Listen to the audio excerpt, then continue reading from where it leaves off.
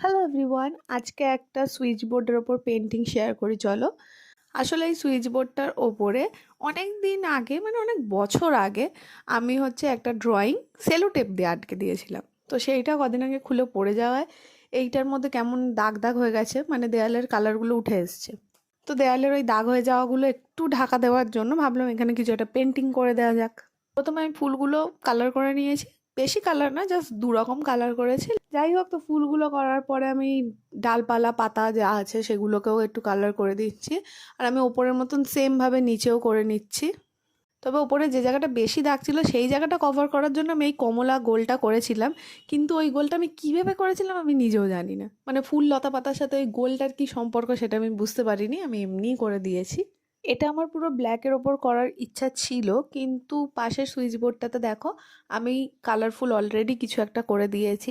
তো সেই কারণে এই দেয়ালটাতে আর ব্ল্যাক করলাম না, একই রাখার জন্য কালারফুলই করলাম।